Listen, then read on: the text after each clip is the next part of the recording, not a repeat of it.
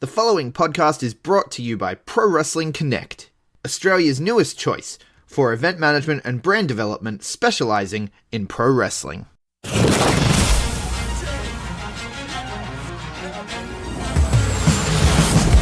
now, the B Plus Wrestling Podcast. Watch global. Support local. It's the B Plus Wrestling Podcast. The moves. B plus. Check it out! You wanna mess with us?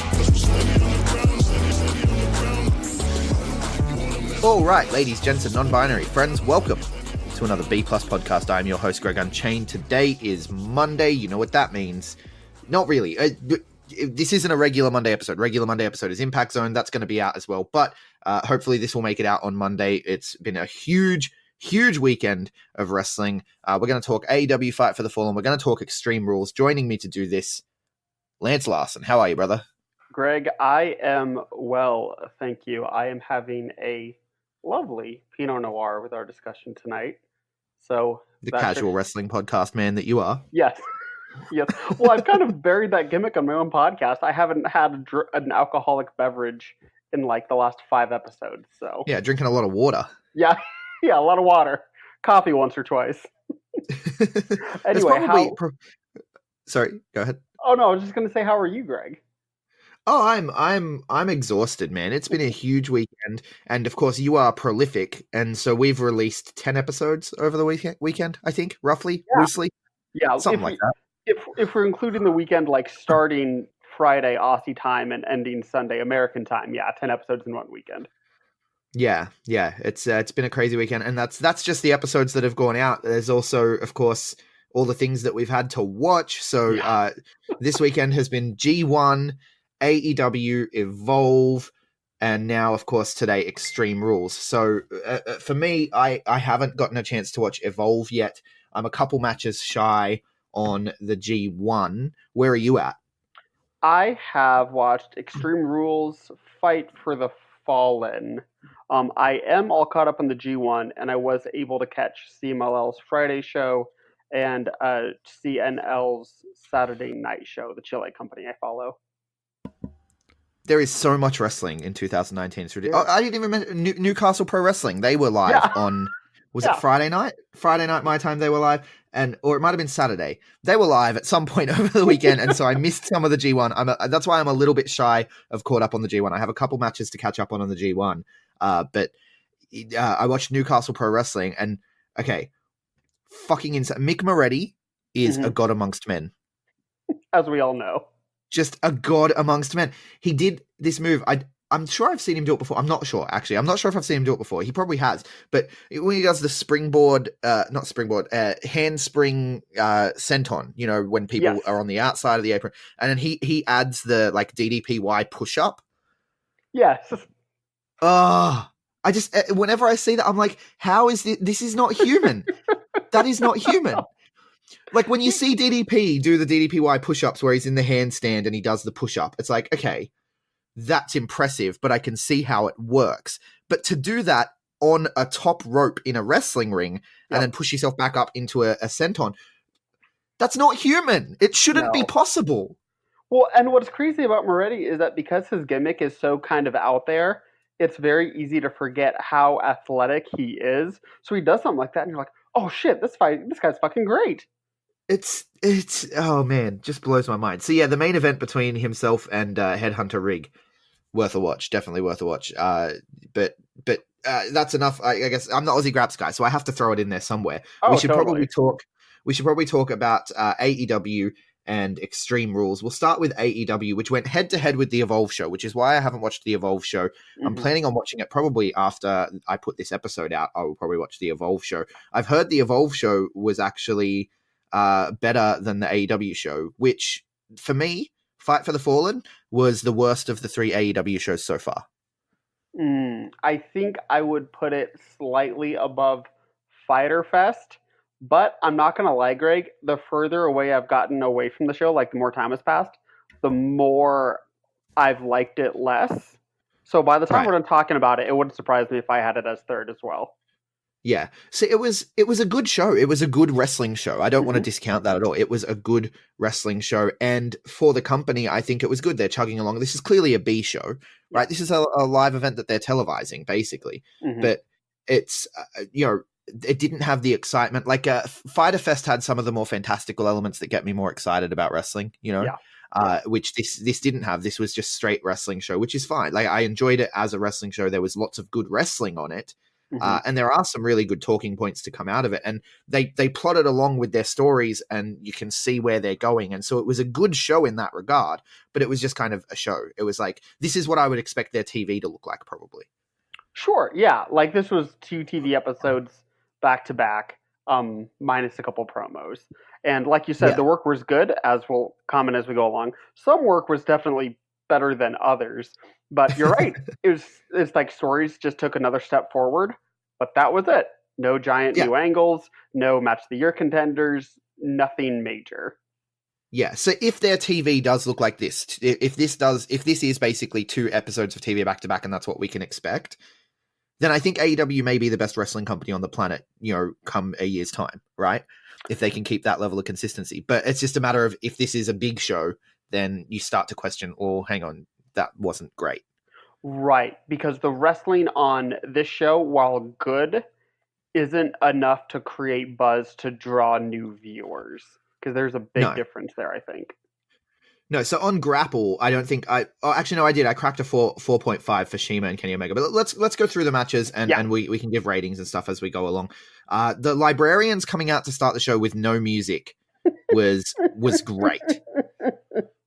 Just coming out and the announcers putting over, they want this to be like a library. They've asked everyone to be quiet, and they got heat. Like, you can say what you will about the Librarians and how it's tacky and it's stupid and it's good for being the elite, but it's not good for wrestling TV.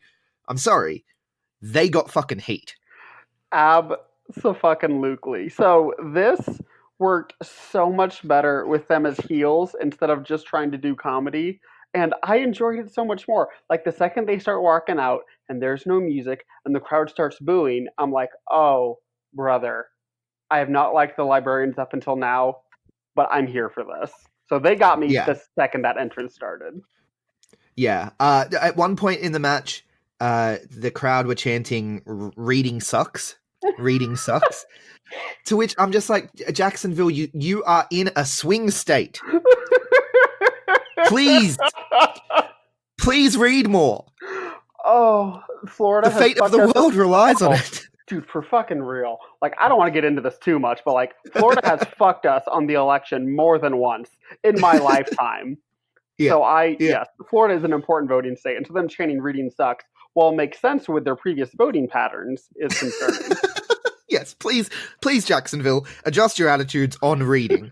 I don't know if I want the Librarians to be heels anymore, especially if they're going to run towns like Jacksonville, because I'm like, I don't want kids growing up being like, yeah, boo, reading sucks. No, reading is awesome. There's some first grader there who's going to refuse to do reading class this upcoming Monday because he saw the show. It's like, fuck Librarians, fuck reading.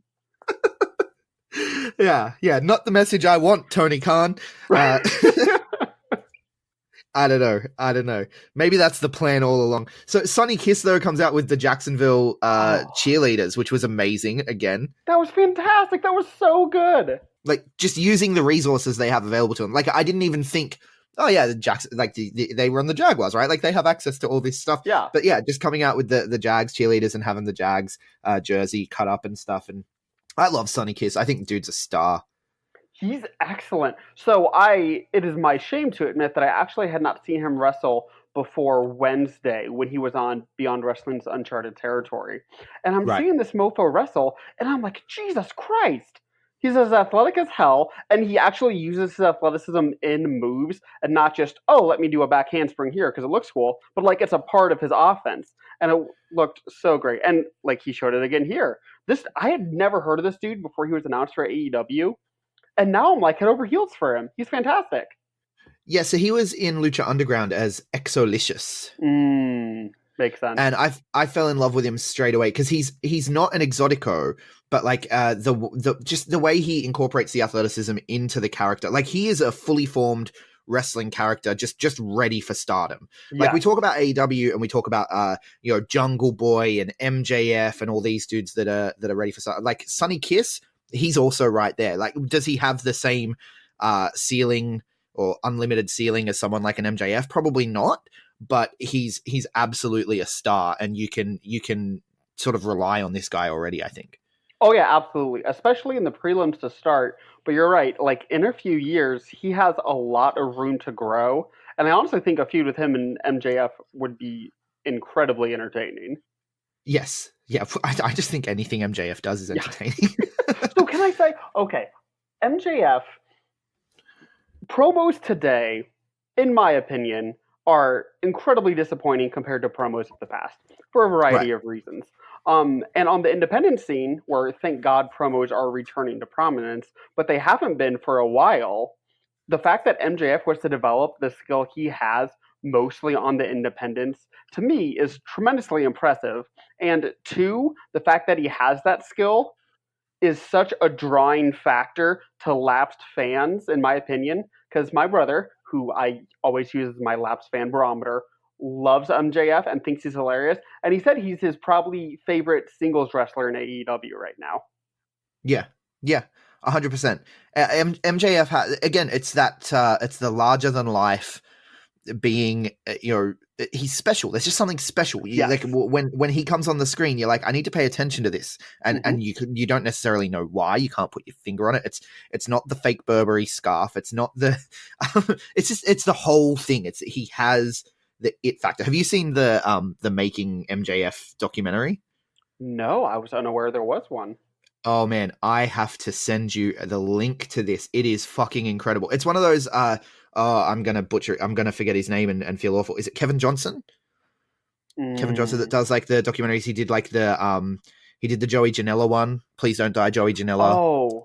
Oh God, his name's slipping me too. I'm so sorry. And the Resurrecting PCO. He does these fantastic documentaries. And this one, it feels like typical MJF. Like there's no such thing as a shoot with this guy, right? Like everything's a fucking work. And it's brilliant. I don't want to give too much away. I'll put the link in the show notes and I'll send you the link because it's just half hour of brilliance. That sounds amazing. Yeah, you got to watch it. But anyway, that's enough MJF love. We don't even gotta do him. No, so ultimately the match ends. Sonny Kiss wins after. How weird was that spot with Lever awkwardly putting him back in the ring? Like Peter Avalon set them up for a cheating spot, but she didn't realize they were supposed to be cheating. Like obviously that's the angle that they're going with, that these librarians can't get on the same page. Right. See what I did there? Oh God. I'm popping myself here. I'm popping myself. But book puns. She rolls him back in, and Peter Avalon's like, "What the hell?" And the distraction all allows Sonny Kiss to get the upper hand and pick up the win. Solid 2.75 from me on Grapple. Yeah. So I feel like giving it the Gentleman's 3 because I liked it, even though I recognize it's probably not a 3-star match for what it was, and because I appreciated the effort in it and the way it was presented. I'm going to go 3 flat on it. Yeah, see, that's where I was, but I was like, no, I think that's just because I really like Sonny Kiss and because the librarians popped me a bit. So I bumped it down out of fairness because I'm like, I think I'm just AEW hyped up right now. I'll rewatch aware it. Of my bias, and I accept it. I'm going with 3. Absolutely. Then we move on to Dr. Britt Baker and Riho taking on Shoko Nakajima and B. Priestley in both of their AEW debuts. Now, I had the pick here on Britt Baker and Riho because obviously Britt Baker, she's been around since All In. She's one of the cornerstones of their women's division. Riho has picked up the pinfall in both of the previous matches that she's been in, and is clearly someone that they have in mind for a long-term push if she's sticking around, which it looks like she is. So I thought this was a lock, right? Yeah. Obviously, I thought Riho picks up the pin here, and ultimately fucking Shoko Nakajima kicks out of everything that Riho throws at her, everything that won matches for Riho in the past, and gets a huge upset. I love AEW's booking. Yeah, so I was with you that I was incredibly shocked that one, Riho lost at all, like that her team lost, and secondly that she even ate the pin She because of took how the strong. pin. Yeah, because of how strongly she's been pushed the last few shows. I wonder if this is indication that maybe she hasn't extended that original 5 show deal. I hope not. I hope this is just a booking decision and not a ooh, well, she's only around one more show, can't give her another win. So I'm going to be optimistic and choose that as a booking decision. But secondly, if that team was going to lose and if Riho was going to eat the pin, I'm even more shocked that it wasn't B Priestley that got the pin because I was under the impression that she was going to be basically full time with AEW and split her time with AEW and Stardom. So I'm like, why the Yeah. fuck is she not getting a win? So I was blown away that someone under contract to another company was getting the pin here in her debut. Yeah, and let's talk about the Tokyo Joshi Pro and Stardom titles both on Yes. display on AEW TV, which, you know, I fucking love that. Like when you can acknowledge, hey, there's other wrestling. Thank you. But it's Yeah. also curious that they allowed both those belts, but not the IWGP US belt. Yeah. Well, yeah. Their relationship with New Japan is awkward. I What an think. excellent adjective for that Yeah, situation. it's strained. I think I've seen it referred to as cold. I think they're feeling each other out, right? Clearly. Like they're at the dance, you know, and they have other partners, but they really want to dance with each other, but neither of them want to admit it. Yeah. And they both have their different reasons for maybe not wanting to take that step. New Japan's like, you're great and all, but I'm kind of committed to Ring of Honor right now. And AEW's just like, well, we don't want to be second class to you. Like, we're not going to do it unless you ask.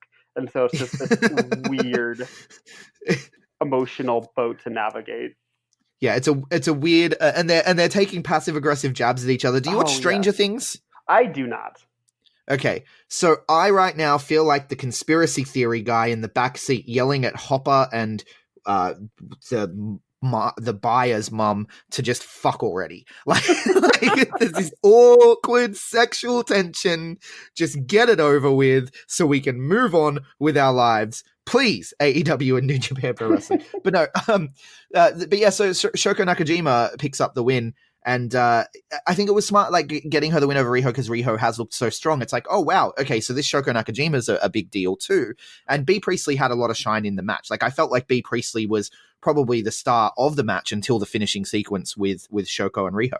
Absolutely, she was, in my opinion, the most over of the 4 in the match. So she probably didn't need it as much as Nakajima did, if indeed Nakajima is sane, which I'm assuming she is. I can't imagine they'd give her the win if she's not come back for at least a couple more shows.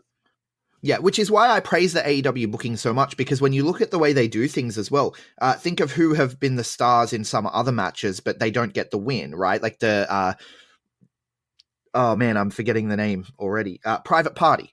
Like Private Party, they were clearly the stars of that match. They got so over with the crowd, but they don't get the win. Jungle Boy, clearly the star of that 4-way match that he was in, got lots of love from the crowd, but doesn't get the win. And same here, B Priestley, she doesn't pick up she's on the winning team, but she doesn't pick up the pinfall. But she was made to look strong just by her interactions with the crowd and how clearly, this chick can be a fan favorite. Absolutely, and so I have grown to really enjoy Priestley, and apparently the rest of the AEW folks there do as well. Thank God, because she is fantastic. She's come so far. Oh my God. Okay, so like I'm even thinking back to last year's Southern Rumble, and she was fine, but it was just fine. Now she's legitimately good. Like no qualifications, don't need to edit that at all. She is just plain good. So yeah, Stardom has done wonders for her. Oh, absolutely. And like even watching her on the Stardom tours these days, like she's still shining and she's still improving. Like she's hanging up there with Hoshiki and everyone else. She is legitimately one of the best in the company. She's not just like, oh, we need a guy she rung on the top title for a bit. Let's just give it to Priestley. No. She's legitimately one of the best ones there. Yeah. Let's talk about Britt Baker's, botch. Are you talking about the tag? The hot tag, yeah. Oh my God. Okay. So, oh my God. So, I can't tell you how awkward I felt when that happened. Like, like the way I was feeling when that happened was like, oh my god, please just let this moment pass, let this moment go, move on, please move on. Please someone do a big spot so everyone forgets about this instantly. It was so uncomfortable, Greg. It was so uncomfortable.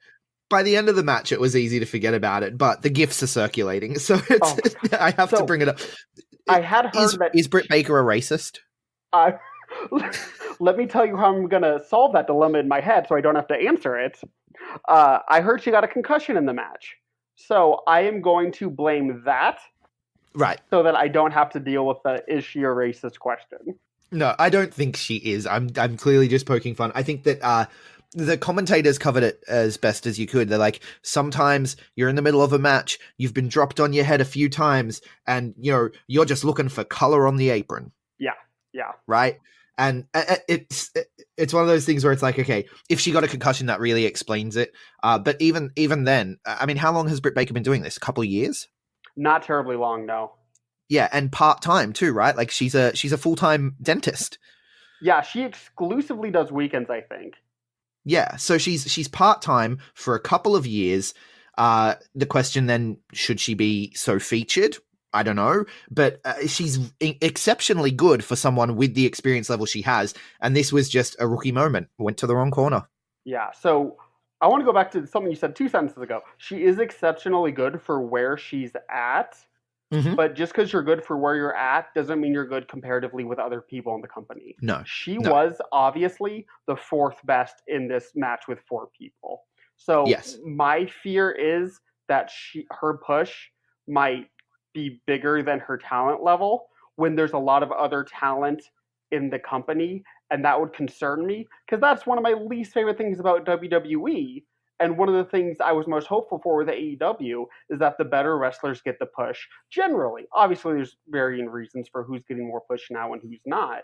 But I Yeah. don't want to see other women overlooked just because, she's a dentist, and so we feel like that has some kind of social cachet because she's a professional as well as a wrestler.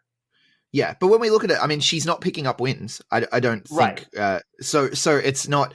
She's not necessarily getting pushed. She's just heavily featured. She's just heavily Right. featured. And yeah, if there was a concussion, then that makes a lot more sense as well. Yeah. And I think the angle at the end obviously indicates they're doing a Priestley Baker singles match at some point, right? Yeah, it definitely looked that way. So B Priestley went for the post match attack or whatever, and they sort of got held apart and what have you. It definitely looks like they're going to have a singles match in the future at some point. Probably, maybe at All Out, but probably moving more towards TV, I'd say. Yeah, I think that'd be a good match for the first episode of TV, and hopefully a strong win for Priestley because it'll be her first singles match. And Baker's 1-0 in singles matches, so that'd be a nice solid win for Priestley. Yeah, so I gave this one 3.5 overall, even with the botch. I thought that the ending sequence was fucking amazing. Like all that stuff with Riho and Shoko was just amazing, totally. And I could not go lower than 3.5 on this. Then we move forward and we have the interviewer Jen. What happened to Alicia Atout? I have no idea. So Jen's backstage. Yeah, so Jen's backstage with super bad Kip Sabian, and that was super bad. But basically, he cuts a promo, and we know that the promos in AEW are relatively unscripted. I wasn't feeling this. I wasn't feeling Kip Sabian. Yeah, I thought it was fine. I didn't think it sucked. I didn't think it was great. I thought it was fine. I could have taken it or leave it. Yeah, take it or leave it, exactly. Which is not what I want from my promos, right? I mean, you got MJF on the like. Let us hear from MJF. I don't want to hear from Kip Sabian now. Next time Kip Sabian shows up, I mean, I'll give him a chance to get better or whatever. But like, this wasn't great. He's talking about Hangman Page, and the one thing that was good was he's like, I hope Page wins against Jericho because I'm going to beat him tonight, and then I'll be first in line. Which that I popped for that. I was like, that's a good angle to take, man. Yeah. But yeah, Kip Sabian, I think he's there because he's their British guy, right? And they've got the big ITV deal. I was just going to say that's exactly it. He's a handsome young British guy, and that's a market they want to grab. Yeah, so we have to we have to get used to Kip Sabian. So I just hope that by giving him mic time and stuff on pre-shows, I hope that he does improve a little because he didn't catch me here. Right, and you'd hope with better promos and more experienced promos in the back, like Dustin, like Jericho, even MJF, who's not necessarily more experienced, but he's better. A few tips here and there and some more experience, year or two down the road, you'd hope he'd be at a different level. Yeah, I think focus on pre-tapes with him for now, right? Like because you look at the stuff that they put out with the the Road 2 shows and like the just tear-jerking shit that Dustin and Cody and Brandy and all of them are capable of producing, right? Get him in that environment to work on that sort of thing first before you put him live mic. Yeah, I didn't think about that. That's way smarter. They should 100% do that. Yeah, because they have some fantastic actors at their disposal, really, when you think about it. Like Cody Rhodes is an actor. So, and clearly Brandy is as well. We'll get to that shortly. We open the actual show with the 6-man tag. Sean Spears picks up the win over Darby Allin. Again, solid booking. And, we talk about AEW are getting their first will these partners be able to get along thing. Mm-hmm. And they did have that in the match, but it wasn't the focal point of the match. It was just little side moments of laughing at each other on the ring apron or just being like, it never became a key issue. They were still clearly all there to try to win a match, even though they didn't like their partners. I thought it was great. Yeah, it was the subplot. It wasn't the match. So it made for a lot more logical telling of the story. And even beating Darby Allin, which... like, the second it happened, I'm like, oh, that's curious. You have him draw with Cody, then drop a fallen 6-man. But then I thought about it for a second. I was like, oh, no shit, that makes a lot of sense because he was able to do what Cody couldn't do at the last show. And so he's going to take that and be like, fuck you, man. I'm better than you. You can even beat this little turd. That's the angle, right? That's the angle. Sean Spears, they came up together, him and Cody. And Cody left and got this big head like he was so great. And Sean Spears is saying, you know what? If I had a left first, I'd be where you are. I'd be the chairman of AEW, right? That's why he's the chairman. It's not just because he hit him with the chair. He's saying he would be the chairman of AEW. He would be in that spot if he was the one who left first, right? And he has anger at himself for not leaving. It's so fucking nuanced, man. This is my shit. I'm starting to actually get more hyped about the show now that I look at it in post. Because the storytelling is there. Like the logic of the match, like taking advantage of the rib issues, which was a holdover from Cody. So Cody can be like, I loosened the jar for you. You know what I mean? Like there's so much here. And that's just between Sean Spears and Darby Allin. There was so much in this match. It was very good. Very good. It really was. And think about, now don't get me wrong, I liked Ty Dillinger in WWE, but when he left, and when I saw that he was signed by AEW, I'm like, oh, that's kind of a waste of a signing. It just kind of seems like you're taking a WWE prelim guy. I don't think that's a smart move. And here we are. Like Cody says, though, he's a fan of nepotism. I love how in touch they are with the criticisms against themselves and just always turn it into a joke. That's one of my favorite things. Yes. But like they've made me care. Like on Being the Elite. Was it Being the Elite this week? And they've got like the notepad and stuff and they're like, more librarians? Yes. We're going to give this motherfucker a Baron push. 5 years. I'm thinking we go all in. 5 years on this story. So fucking good. I actually popped really big for that opening segment, which was funny because I was very much in the camp of like, okay, have one more librarian match, they job, be done with the characters, move on from it. Then they do that opening segment on BTE, and I'm like, fuck, this is kind of funny. I'd be okay if they dragged it out for a little bit. Yeah, and then they turned it around on this show. The librarians were better. So I just love it. Like they're able to take the criticism on board, but also thumb their nose at you. You know, it's really great on so many levels. It really is. But moving on. So I gave that one a 3.75. How'd you go on that one?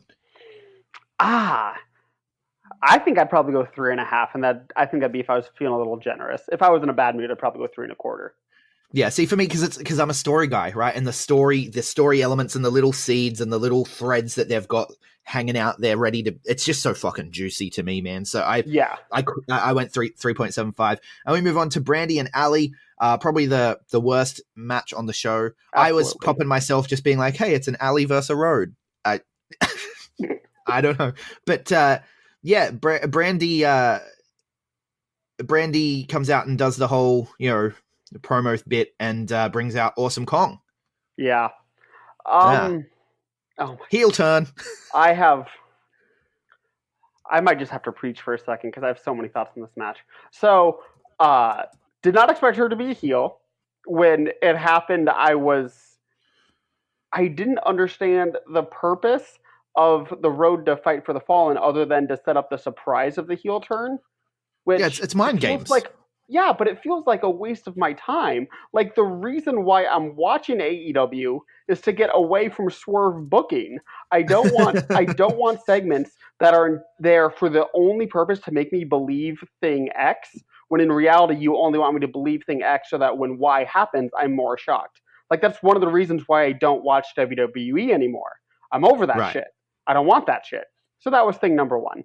Now, is Brandy better as a heel? Probably. So that might be a better overall decision. Number two, Awesome Kong being her enforcer as a heel, smart move. Because one, Brandy's only so-so in the ring, and having Kong on the outside to add a different element to matches so it's less focused on Brandy's work is also smart. Now, the third thing, and this is my biggest issue with this match, is that there is an insane, and I mean insane amount of unsigned female talent, and we still get Brandy Rhodes versus fucking Allie on this goddamn show. Think about Yeah. Chris Statlander, Jessica Troy, Mercedes Martinez, all these other fucking people that could be on this show, that could be signed under this company, and we get Brandy versus Allie. I'm not happy about that. Yeah, no, I'm right there with you in terms of the, you know, I went 2.5 on this match, and I think I'm being generous, because I did enjoy the Awesome Kong stuff, and you know, Kong on the outside doing the distractions, and Brandy ultimately getting the win with the bionic spear. I love that they put over the bionic spear because of the shoulder surgery and stuff. Like, there's elements here that I enjoy, but the wrestling wasn't the element that I enjoyed, and I watch wrestling for wrestling primarily. Well, like for storytelling and wrestling, you know. Sure. But at the same time, so wrestling absolutely can be a narrative, and it most of the time is a narrative. But at the same time, you need to understand that it is still a different medium than other storytelling mediums, and so you need to focus on what distinguishes you from movies, from TV shows. It's the actual wrestling, and so you need narrative motifs in there, obviously, but you need to emphasize what makes you distinct from other things on TV. Yeah, definitely. But I think that, you know, that's enough about the low point, because it was the low point of the show. But after the match, the angle they set up was pretty awesome. So they're laying in the boots to Ali, and out comes Aja Kong for the save, which when I did the Double or Nothing podcast with Riley, I said, I want Kong versus Kong. And they're wasting no time in giving me Kong versus Kong. So I'm very happy. Yeah, I'm curious if that will be at All Out or later on. It's got to be All Out, right? You would hope so, because they're not going to have Aja Kong full time. So doing it on a TV show might not be as valuable. You're probably right. It most likely will be an All Out. But my concern about the match is that they're both well past their prime. And if it's a one-on-one match, you know what? They're both incredibly smart. I should trust them to work around their strengths. So yeah, I'm not going to be pessimistic. I think they will. I think that, Aja Kong had a match with Piper Niven, Viper, at Wrestle Queendom like a year ago, a year ago, which, you know, going into it, I was like, man, can Aja Kong even, like, I don't even know. But it was a great match, you know? I really enjoyed that match. And so I think that, I have faith that Kong vs. Kong is going to be pretty epic. And just the marketing for that, Kong vs. Kong, come on. It's so easy. How can you not book this match? So I'm very excited for that. Right. Then we get the triple threat tag match, which I was a big fan of. Dark Order versus the team that I've come to refer to as the Kyles. The Kyles? Jack Evans and Angelico. Where do you get the Kyles? You're not familiar with the Kyle memes? I apparently am missing out on some awesome memes. Please enlighten me. Well, it might be an Australian thing. I don't know. But the Kyles is like, you know, stereotypical white boy drinking Monster Energy, likes to go ride on dirt bikes and punch holes in walls when he's angry. That's hilarious. Is this just like another version of Karen, but just a different demographic? Yeah. Excellent. So okay. so Karen is like the mum that's mad at the manager, right? Yes. Kyle is like the douchebag boyfriend that drinks Monster Energy and punches holes in walls. That's so funny. That's awesome. That makes me so happy. I'm gonna start using that in everyday life. Yeah, so Jack Evans and Angelico are the Kyles to me because they wear the Monster Energy colors and they're just these They dance to stereotypical white boy EDM. douchebags. They're the Kyles. And so I'm here for it's the this. Dark Order versus the Kyles and Boy and his dinosaur. Yes. And Marco Stunt's here for some reason.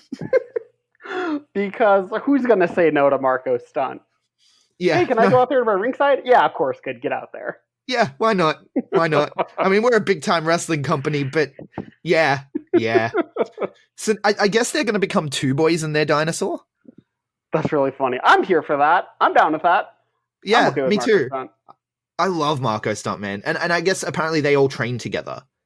That makes sense. There we go. So yeah, so they all train together, and so he's the dinosaur that protects these two kids that have come up with him, and I'm here for it. I'm here for it. I'm so here for it. And his spots in this match were amazing when he came in to help, because at first I was like, wait, what the hell's going on? And then I'm like, oh wait, it's a triple threat. There's no DQ. So he can get involved, and Right. Because at first I was like, what are you doing, ref? This makes no sense. And then I'm like, oh wait, triple threat, So- no DQ. Yeah, okay. So triple threats.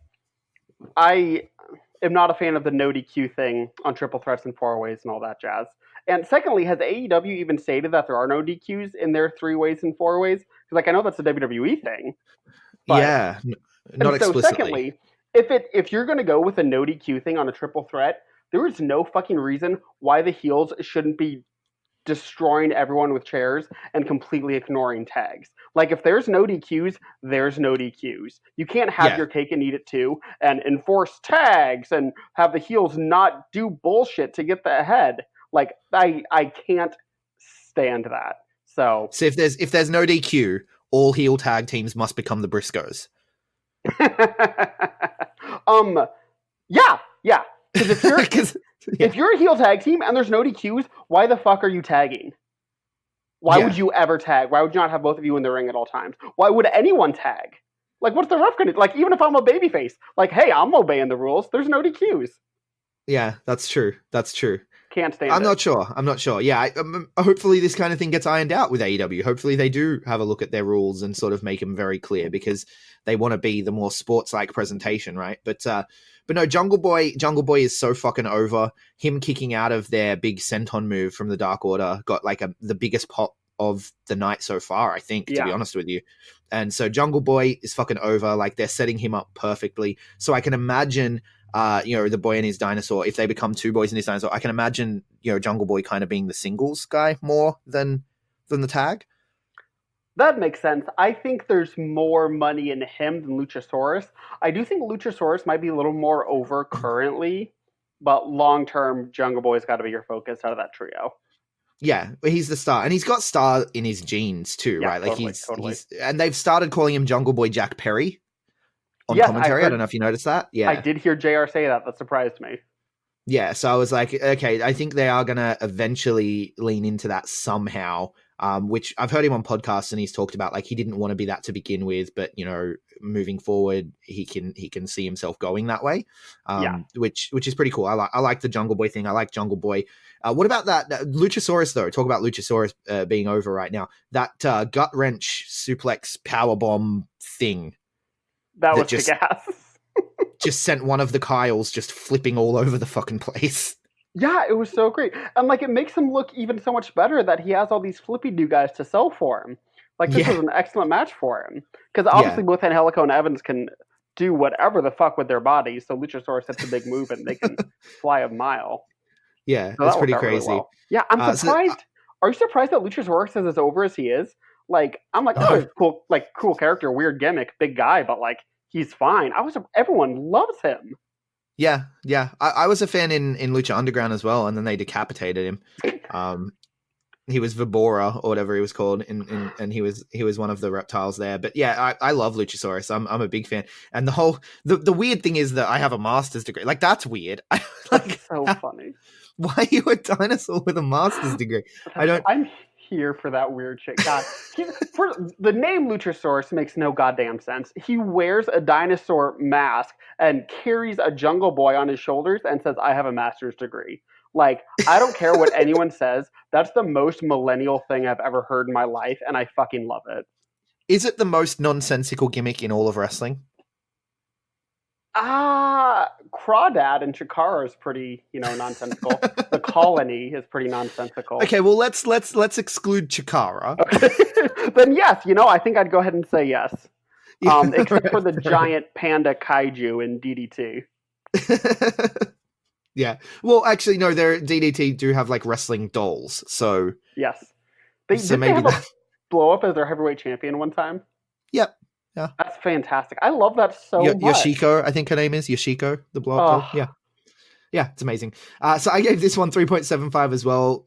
Again, it's one of those things where it's a great wrestling match, but there isn't much emotion involved for me. So, but the actual match was like the spots were fantastic. I enjoyed it. Dark Order get the win. Dark Order were the right team to get the win. You want to build them up because they have phenomenal matches with the Young Bucks, and you get that on a pay-per-view. It's going to make them absolute stars, So I was a fan. Yeah, Dark Order absolutely had to win here after their promos the last couple of shows. That if they didn't win here, it would have absolutely. Yeah, the tag division in AEW, mint. I'm a fan. Yeah, I'm trying to think if there's a better, because NXT lost a lot of their good tag teams. AEW might be the best tag team promotion on the planet right now. Yeah, I think so, I can see it. Even the Lucha teams I'm thinking of, like those are all trios, and so that's kind of its own category. Yeah, I think I'd go with AEW as the best tag team promotion on the planet.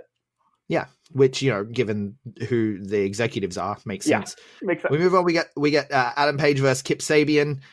This one again. This one to me, it just lacked any kind of oomph, like any real. Like I know that there's stakes here because Page he's got to go on to be the number one contender. Like he's got to go on to face this match with Jericho or whatever. And Sabian wants to get that upset so that he has some standing in that race as well.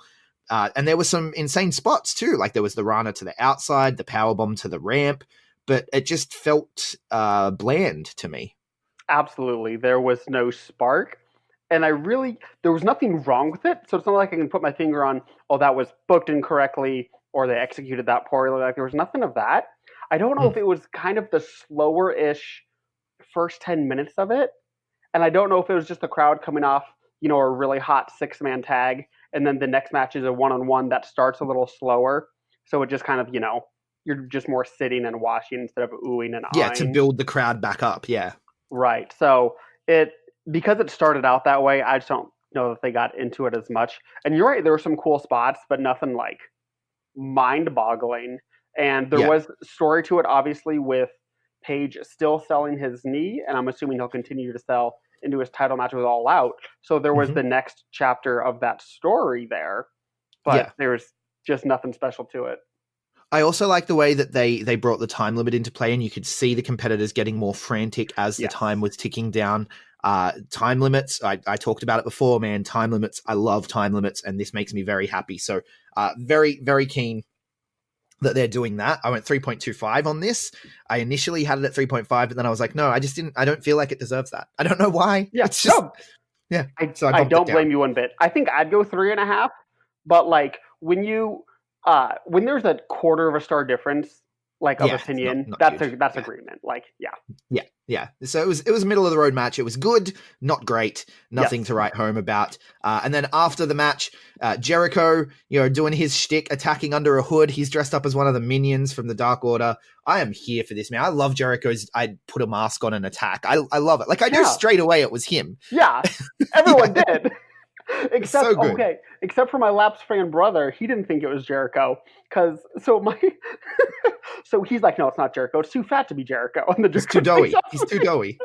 Yeah. So I thought that was funny. But yeah, then I explained to my brother that this is what Jericho has been doing for the last couple of years. It's like the fourth time. And I like that we all know it. Like everyone in the crowd knows that's his shtick. This is going to be Jericho, but they wait till he hits the code breaker to do the pop. Yes. Right. Yes.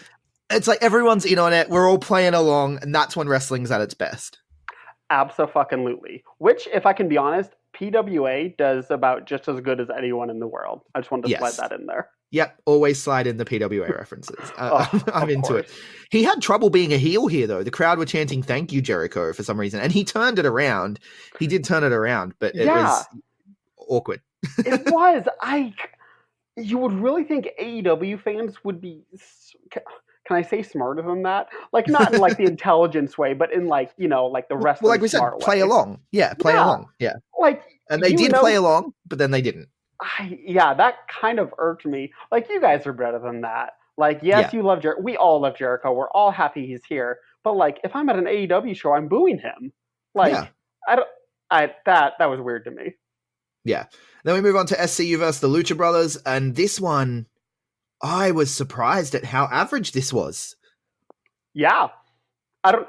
Average might be too weak of a adjective for me to use, but I was certainly surprised that they didn't do more. I don't Yeah, know if someone was working hurt. I don't know if like the Lucha Bros just came off like 10 matches in 6 days and they're just like, oh guys, can we not? Or like what was going on? But there was nothing as nearly as creative or as athletic as I have kind of grown accustomed to with the Lucha Bros and SCU for that matter. So yeah. I'm with you. I was surprised by the way it was worked. Yeah, it could even just be the fact that if the spot that they are on the card and it doesn't have a huge build, and they're like, we can have a phenomenal match later. That this isn't the day for that. I feel like that may even play a role because this was just I went gentleman's 3 on this average match. Lucha Brothers pick up their first win in AEW. Oh shit! This was their first win. Yeah. Oh fuck yeah! They really needed this win. Yeah. I think I'd go 3.25. If I was in a good mood, maybe 3.5. Just because even the few things that the Lucha Brothers did do in this match is still so impressive that I want to make sure I give credit to athletic wrestling because I think that should be Right. rewarded. So, but they yeah. absolutely needed the win here. Yeah, no, and this is what I say when I say AEW is booked perfectly. The right guys are winning, the right people are getting shine. Like, it's booked perfectly. And so when I say this was a good wrestling show, it's building and building. It is constantly, the right things are happening, but there was no spark on this show to me. But this, other than maybe the stuff we talked about previously with Sean Spears and Darby Allin, that was juicy as hell. But there was no spark here. It's just good booking, good wrestling, moving on. Yeah, and I think part of it too is that this is certainly, like, if we're looking at this summer of AEW booking, this is the second act of the movie. This is just furthering things step by step.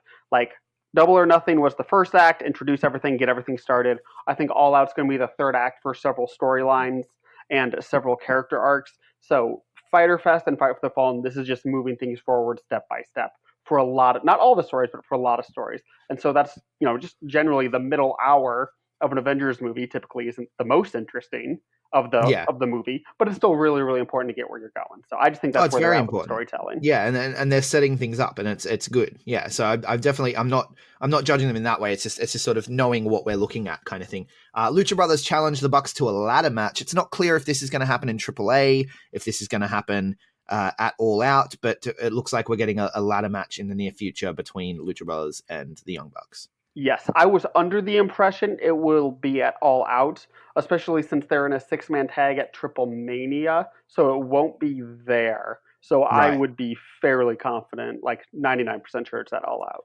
Do we want this match again at All Out, like at another big AEW pay-per-view? That's the question I ask. Yeah, so I think they're obviously trying to freshen it up with the ladder stip. Listen, I'm really looking forward to it.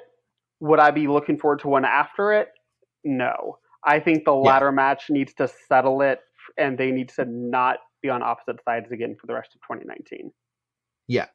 Yeah. And so is this ladder match, do we make the ladder match with a contract to get into the tag title tournament or something like that? And the other one can't have another opportunity to get into that tag title tournament, so they go back to the bottom and have to fight their way up. Something like that would be cool, I think. A good way to close out this story, and that would get me excited about it again. But if it's just Lucha Brothers and Bucks in a ladder match with no real consequences other than someone wins, someone loses, and that's important here, but I would like to see it with some real stakes. Yeah, I think it will most likely be for the AAA tag team titles, which technically is stakes, but it's still another company's belts. And another company's belts that the other company really doesn't take all that seriously. Yeah, so I'd like it to have AEW stakes. Yes, I For me. absolutely would too, but I really think we're getting the AAA tag belts on the line. Right. Shima versus Kenny Omega, match of the night. I'm gonna. Fuck. God. I really should have thought about this more thoroughly because I knew you were going to ask me this question, and I didn't come to a conclusion before we started recording. And so now I'm just blabbering, trying to buy time. I'll go with yes. I gave this one 4.5. I did not go that high. No, I gave it 4.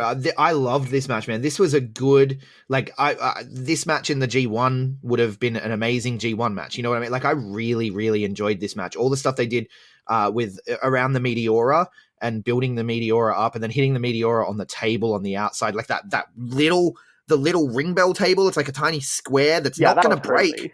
What are you doing? You're going to die. It was just everything they did around the Meteora and how it just wasn't enough for Shima, even though the Meteora wins Shima matches in AEW, and then Omega gets the win, with the One-Winged Angel. I don't know. I was here for this entire match. I loved everything they did. Yeah, so I loved the third act of the match. And I'm with you. I loved the motif of the Meteora, and it's just not putting Kenny away. But Shima knows that's his bread and butter. He knows that's his best move, so he's going to keep going back to it because that's his best weapon. So I really enjoyed that.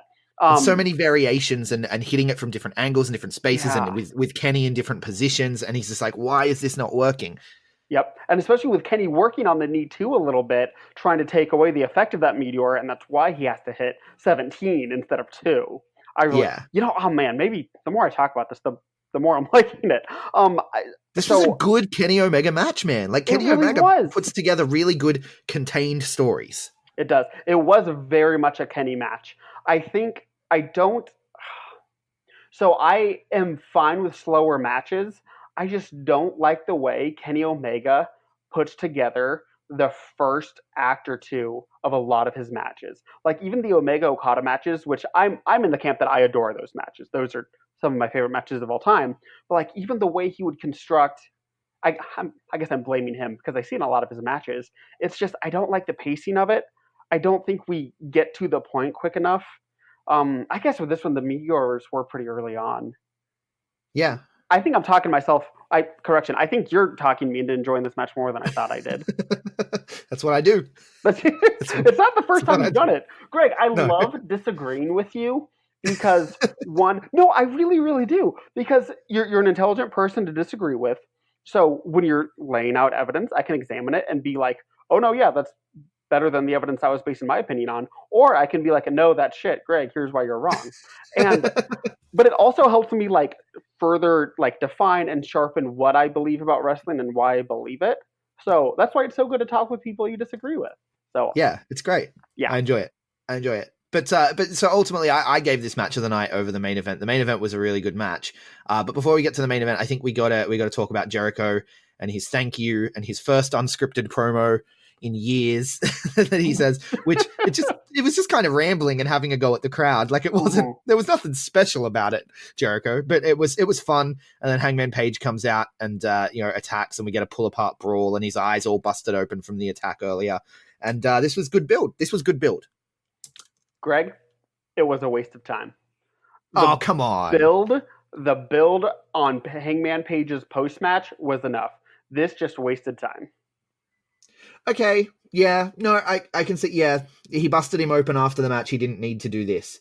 But this let Hangman Page come out and be like, just because you've busted me up, just because I'm broken, I am still going to bring it to you, motherfucker. Like, it lets us know that there's more fight in the horse, that it's not a dead horse being beaten at this point.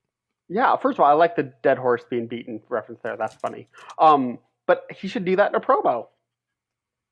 Yeah. With a bloody face, backstage, swearing and screaming at Jericho. Yeah, is that Page's forte, though? Damn, that's a really good point. Okay, that's a really good point. See, Greg, this is why I like disagreeing with you. Because, especially if you compare it to, like, Moxley's backstage promo after his attack, right? Like, yeah. And they're in the same company, it's going to get compared. You're going to be like, oh, it was, okay. I don't know. It could have been great. But I felt like this was fun to me. It was, and Jericho turning the crowd around and getting them to boo him when they didn't want to. I enjoy watching him work, you know? Yeah. I think maybe they could have tried some backstage stuff, because there was a little bit of time between after Paige's match and this segment.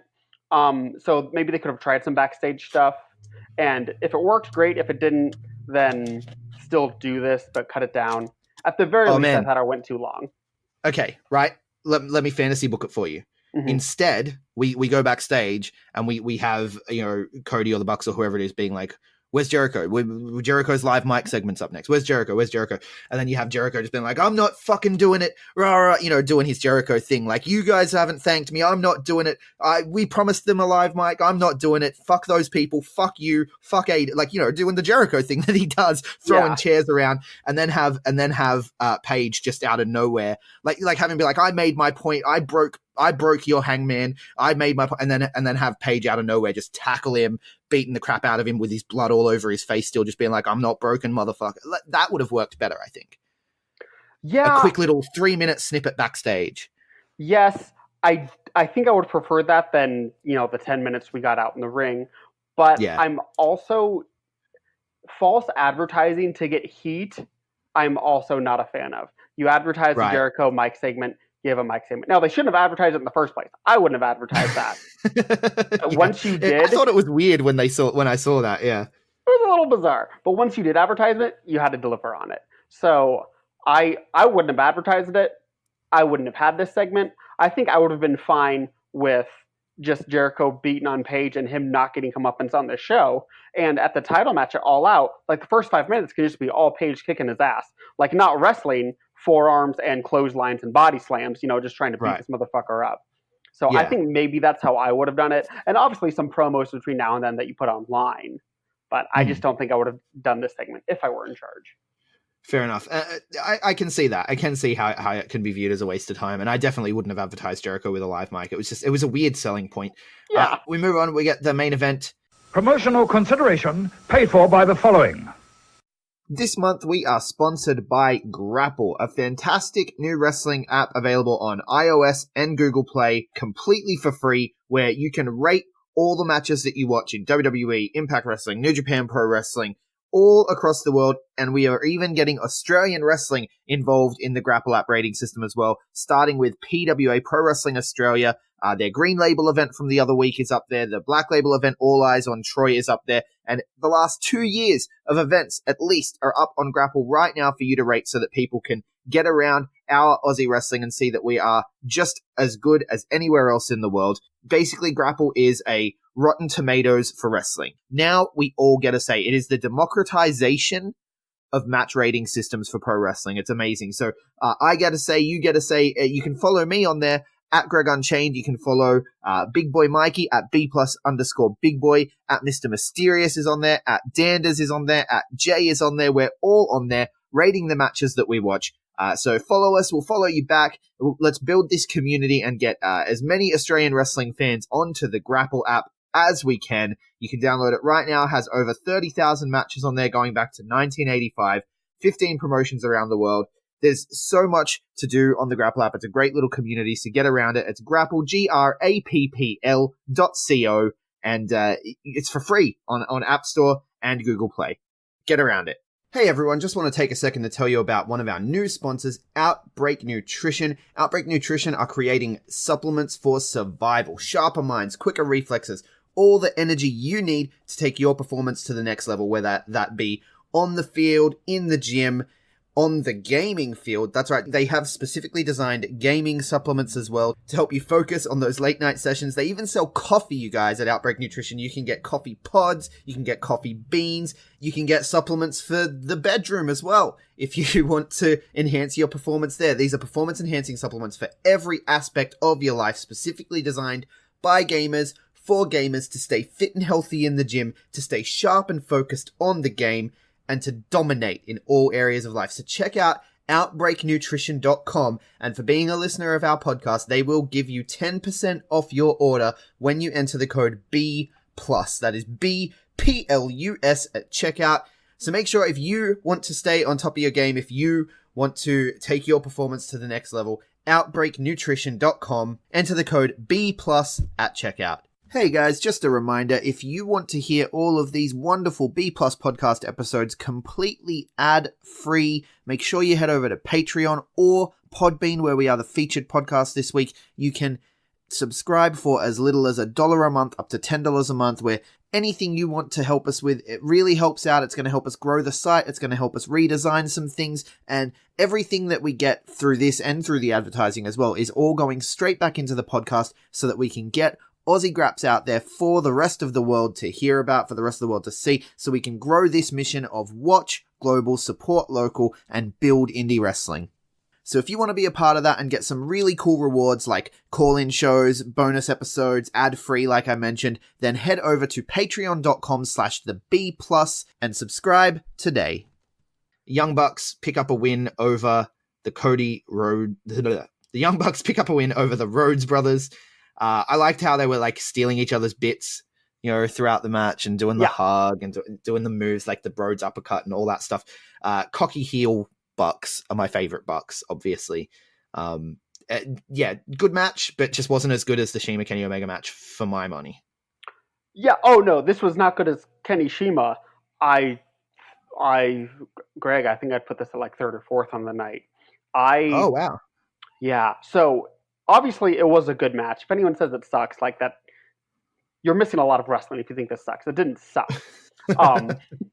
Which I haven't really seen anyone say it sucks. So I'm attacking a non-existent opponent. But this is just not what I want out of my AEW main events.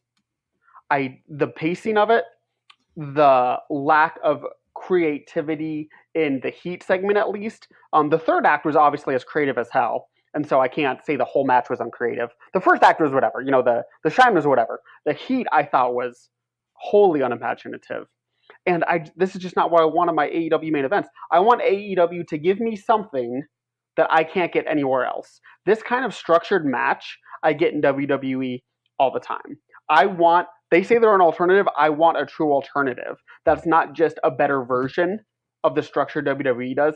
I want something totally different. Now, maybe that's me emphasizing my preferences too much.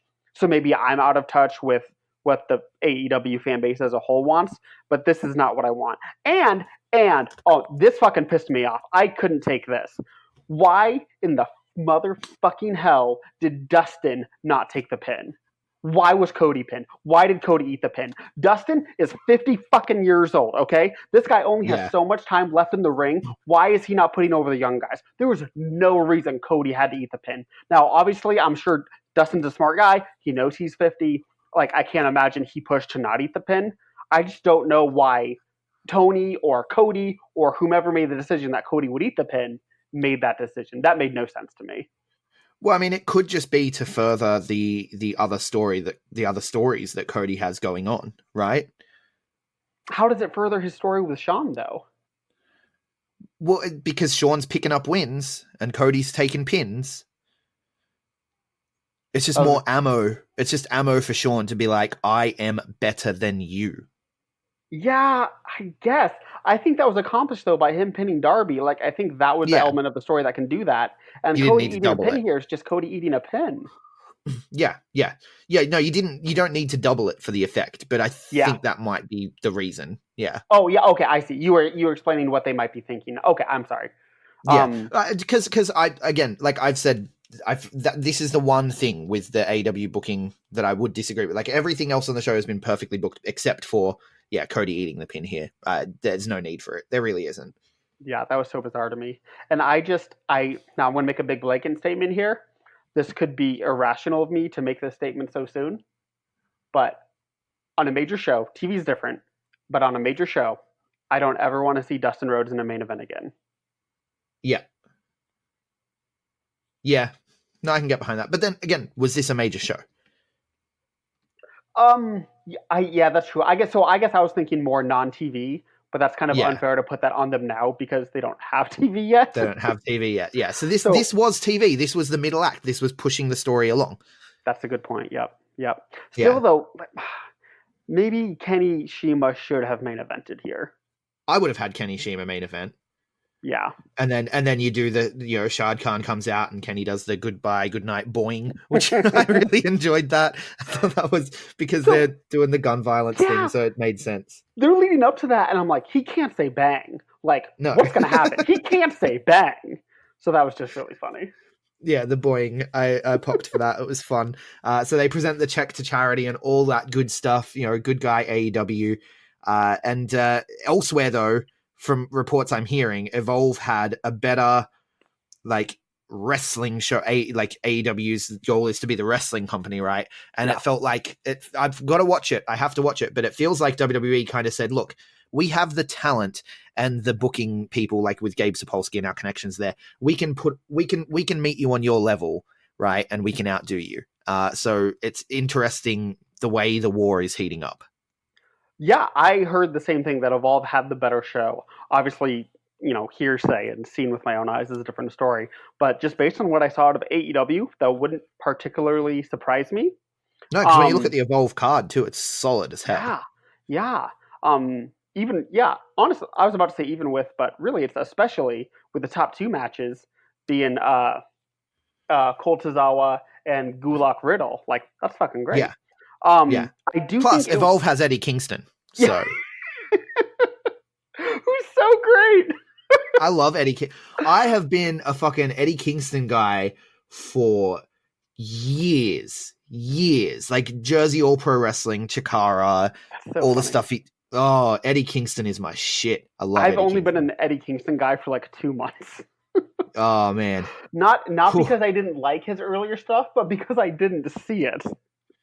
Man, so him and Chikara with the back fist to the future. He had a back fist that would literally knock people through time. That's the greatest thing in professional wrestling history. Yes. Oh my God. Greg, I love ironic, satirical sci-fi wrestling. Like, that's Me too. Beautiful. That's my shit. I'm the guy over here shitting on, oh man, the guy's both feet were on the apron when he made the tag. It's not a legal tag. And I'm also the guy over here like, oh man, Matty Wahlberg and Big Fudge switched bodies. That's awesome. So I don't know my guidelines for what's good pro wrestling or not good pro wrestling, but both of those things are important to me. It's all good pro wrestling. It's all good pro wrestling. Yeah. But you know what's not good pro wrestling? WWE Extreme Rules. Let's do this shit, Greg. I am fucking ready for this.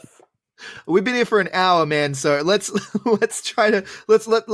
bounce through Extreme Rules nice and quick. On the pre-show, we had Drew Gulak retaining the Cruiserweight Championship. Nice, good choice there. And Shinsuke picking up the win for the Intercontinental Championship. I didn't even know this match was happening. He beat Finn Balor. What the hell is going on there? Oh my God. So I didn't know this match was happening either. I completely missed it. I tuned in at 5:35, my time, obviously, expecting, the Cruiserweight title match to start at 5:40, like it usually does. I didn't even know there was a match earlier. So I read that online several hours later. So I didn't see it, couldn't tell you anything about it. Yeah. But it's a weird choice, right? Yes. So when I did read it, it was before the AJ Ricochet match. And so I was like, oh, are they taking the belt off him for him to join the club? And join the club. So not happening. I couldn't tell you the reason, Greg. I couldn't tell you.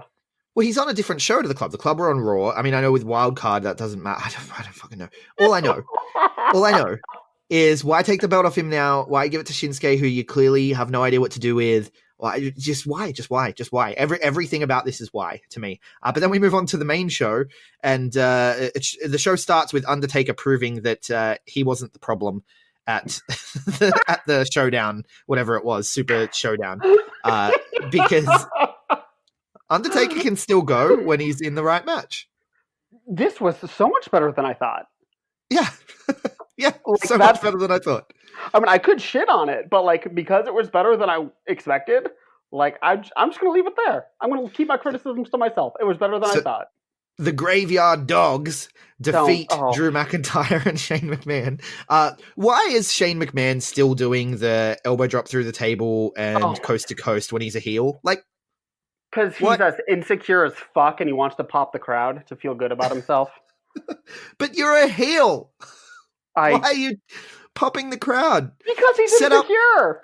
set up the coast to coast, jump off the top, and just like land on your feet, then walk over and do like an Orange Cassidy kick into the garbage can. You know? Yep. That'd be so much better. Greg, So much better. Like, I can't. God, fuck Shane McMahon. Fuck Shane. Not in a heat way. Like, Shane, you are part of the reason why I don't watch Raw and SmackDown anymore. Same. Like, you have turned me away to the product. And I'm not the only one. Viewers are leaving in droves. Look at every single year-to-year rating and total viewership stat. Everything is down year to year. And Shane, in the last 6 months, you're part of the problem, bud.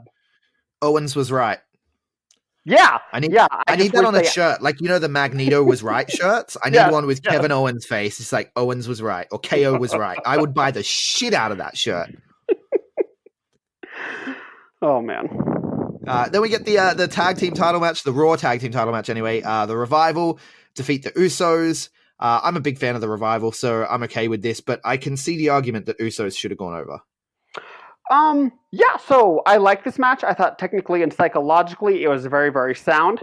I thought the heat was boring. WWE has the most boring heat segments in all of professional wrestling. But I'm fine with the Revival winning because I really do enjoy them as heel champs. And it confirms to me that WWE probably wouldn't bury them as hard if they're champs. So it makes me feel safer for them. Yeah, I don't know. They got buried pretty hard last time they were champs.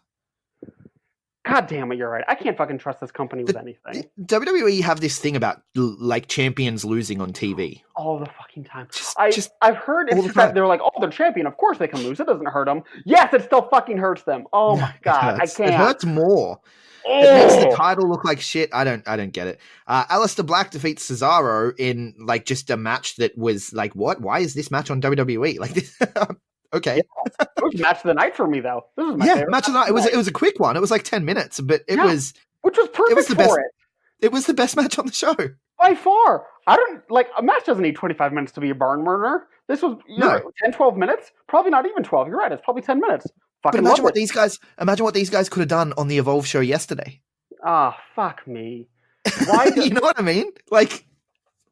They whet my appetite. I'm just like, this is amazing. Can we get more of this? More of this and less of everything else. This fucking company, with the amount of talent they have signed, top to bottom, like you look at the 215 wrestlers they have signed, like the top 50 of that is just unreal talent. Yeah. Unreal. Just ridiculously unreal. Yeah. Greg, there is no reason why on every single pay-per-view, every match can't be 3.5 or better. No. Like, that's how much talent they have. So the fact that it's not... Listen, WWE in 2018 had about 23 times the revenue of the second biggest pro wrestling company on the planet, New Japan. Okay? 23 times. $901 million in 2018. New Japan had a little over 40 million. Okay? That's second place. There is no fucking reason, no excuse why WWE doesn't have the best wrestling on the planet. Zero excuse. So if they're not the best wrestling on the planet, that's a complete and utter disappointment because of the amount of resources they have more than every other wrestling company come fucking bind. Yeah, they have the best wrestlers. You can't argue. Anyone who would try to argue that, like, no, New Japan have the better wrestlers. No. If you took the best of the best in each company, like WWE have the best like talent, like in terms of actual talent, it's just not utilized necessarily. But then as well, like you said, they have the most money, which brings us to our next match. Bayley defeating Alexa Bliss and Nikki Cross. This surprised me, not only because of the story they were telling on TV and what have you, but because Bayley had a bit of a flub over the weekend on a talk show. Did you see this? I did see that. Yes, I did.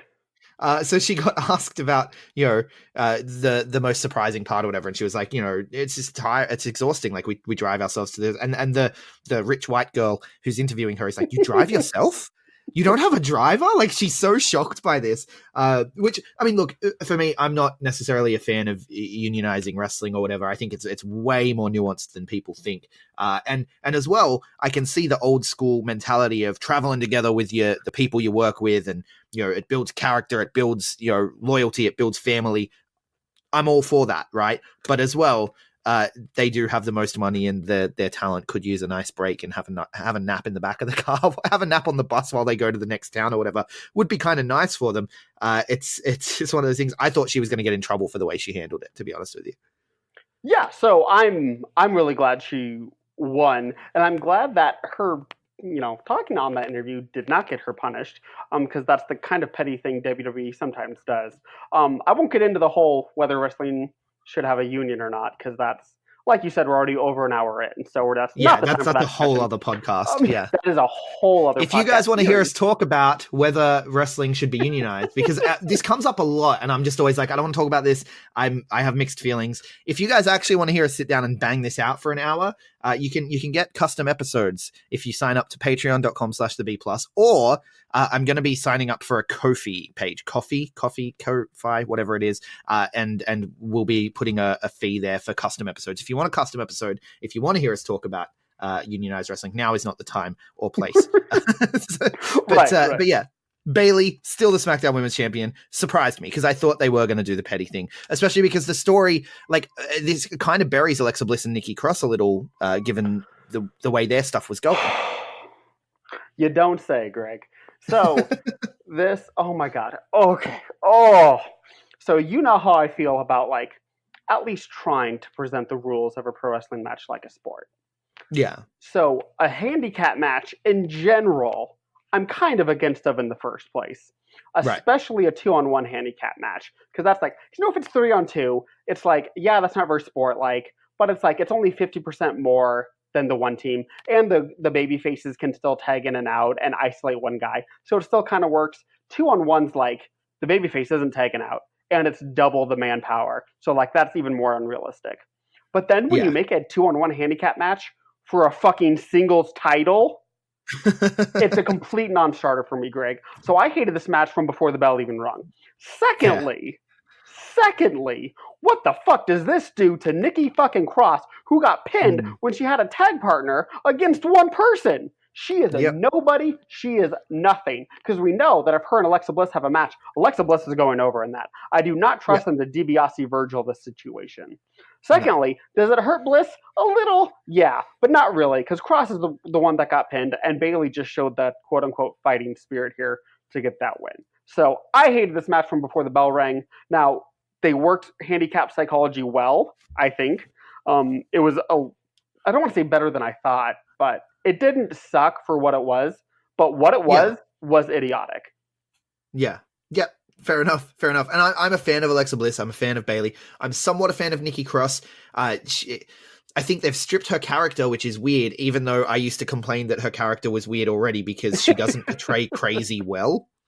But we've talked about but this, at least when she was portraying crazy poorly, she was portraying something other than just, I'm Nikki Cross, I'm happy to be here. Alexa Bliss is my friend. I'm so naive. It's why this person is not a star. No. This person is not a star. You can't cheer for this person. I don't know if they want to make her she's just an every woman. And no, Bayley's already that. Nikki Cross is blander than that. She's not an every woman. She's blander than that. It's I feel like the only thing they see for baby faces are they see two kinds of baby faces. One, the Roman Reigns ass kicker. Two, someone that just gets sympathy, and that's what gets you over. No. You can be cool. You can have an edge and get over. It's not just all about getting fucking sympathy. They feel like they're going to get Bliss will turn on Cross and I'll get Cross sympathy and then I'll get Cross over. No, because you've killed her before that even happened. Yeah. Unless they double turn it and Nikki Cross goes crazy again and this is establishing that, maybe that could work. That could salvage the story. But yeah, if it is just Bliss turns on Nikki to try to get sympathy, no one's buying it. I don't think there's anyone in the world who's buying it. Braun Strowman, Bobby Lashley. Ugh. This was 18 minutes. Greg, I'm so glad you agree. It sounds like we agree on this. This was a boring ass brawl with a cool finish and nothing else happened. I hated this match. Yeah. I hated it. I was so bored. I'm sitting there in my chats with my friends and I'm just pontificating on, when exactly Bobby Lashley lost his eyebrows. The match was just, there was nothing. There was no, I didn't care. They're brawling through the Nothing. crowd, and it's just lots of, I'm going to grab you by the head and we're going to walk 50 meters. Like, what? Why? Why did this get 18 minutes and Aleister Black and Cesaro have a match of the night in 9 minutes? What are you doing? What are you doing? I want wrestling. I know. I want wrestling. Oh my god. So fucking SmackDown came to Lincoln, Nebraska a couple months ago, the night that Kevin Owens turned heel on Kofi. And just like it opens with the Shane statement, with the Shane promo. And I'm just sitting there like, oh my god, like I want wrestling. So I'm just like, who cares? I want wrestling. I'm just shouting that every 30 seconds. Who cares? I want wrestling. And it's just going and going and going. I'm like, people stop booing because they're interpreting that as good heat. Okay, just stop. Stop booing. Be silent. Yeah. That's what we need to do here. If there's listen, everyone listen to this right now. If you are at a wrestling show and there's a heel that you can't stand, not like, oh, boo, I want to see you lose, but like you don't want to see ever again, just be silent. If you boo, they think they're getting heat. Just be silent. Yeah. Anyway, this match sucked. I hated it. Nothing happened. Why is it 18 minutes? Because they're both tall, they're both muscly, and Vince McMahon has a fucking hard-on for laughs. Yeah, it bummed me out. It bummed me out. Like, I feel like this could have been a fun, 7 or 8 minute car crash. Yeah. You know? That's all it needed to be. Body slams, go home. Yeah, that's all it needed to be. Maybe T's going through the stage again, something like that. You know, sure. I don't know. Anyway, SmackDown Tag Team Title match. This was probably the next contender for match of the night, or maybe the US title as well was pretty good. But we're back into wrestling territory. This is wrestling, and New Day beat Daniel Bryan and Rowan and Heavy Machinery to become six-time tag team champions. Good God. I'm with you. This was my second favorite match of the night. I really enjoyed it. Triple threat tag. I'm going to get really nitpicky here, Greg. So please put up with my wrestling nerdiness right now. Triple threat title matches are a little illogical to me if they're not elimination. Because then it's like, if the champion doesn't get pinned, like, what the fuck? So that's weird to me. So if you do you like the three-way dance format? Yes, absolutely. The one praise I will give ECW. So that makes sense to me. If there's elimination, works for me. And then secondly, a triple threat tag match where not every team has a representative as a legal man at all times blows my fucking mind. If it's a triple threat tag match, why the fuck is it not a triple threat with each team having a legal man and there's 3 legal guys? Like, what the fuck is going on? I hate that concept. AEW did it. WWE did it. Like, that's so dumb to me. I think New Japan did it at Wrestle Kingdom this past year because they had 2 triple threat tag matches, and that was so fucking dumb. Anyway, I hate that step. But besides that, I really, really liked this match. I think it was important that Heavy Machinery did not eat the pin, because not that they necessarily need to be protected, but they need to be looked after some so that their gimmick can still stay alive for a little bit. So I think that was smart. Do you think it's curious that Daniel Bryan ate the pin? Because he's, like a top guy. Yeah, I mean, but he's also one of those guys that's just like, he's ready to give back. Like, he's always been, like, he's not afraid to put someone over. You know what I mean? Sure, yeah. And he seems to me like just a good dude. And so absolutely. So in terms of, it doesn't surprise me at all that he was like, I wouldn't even be surprised if they originally had it slated out some other way, and he was like, no, I should eat the pin here because that makes New Day look, because was it Big E that got the pin? Yes. Yeah, because that makes Big E look like a big deal, because here he is as well. He's getting a pin over a former world champion, and Big E is a future world champion if ever I saw one. So, I don't know that I'd get your hopes up for that, Greg, sadly. I want it so bad. So the way WWE books their world titles these days, like, he should have a title run. I'm really afraid that it won't happen. Because is he in his mid-30s yet? Oh no, he's not that old. I guess he'd be close. I want to see him win a Money in the Bank, right? Because it's like, how is Big E going to win Money in the Bank? Like, he's the big guy. I would like to see him win Money in the Bank because I think him dancing with the briefcase would be amazing. I want to see him get a world title run. I do. Yeah, I don't know that I necessarily see him as a long-term world title guy, but getting a title, yeah, I'm here for that. Yeah, fair enough. Anyway, I thought it was good. I enjoyed this match. I enjoyed the hell out of this match. It was just, I was able to escape and watch wrestling again for a couple of minutes, and it was nice. And then we got another one of those matches next with the United States title match. AJ Styles with the club at ringside. Thought that Finn Balor was going to join. I thought when he didn't during the match, I thought maybe after the match, they've beaten Ricochet. They're going to get in there and lay the boots, and then Finn Balor's going to come out, and it's going to look like Finn Balor's going to save Ricochet, because I think they teamed for a bit. I can't remember. Anyway, but having him come out to look like he's going to save, but then, throw up the too sweet and lay in the boots as well would have been really nice. None of that happened. We just got a good 15-minute title match with a title change. AJ Styles picks up the win. Good match though.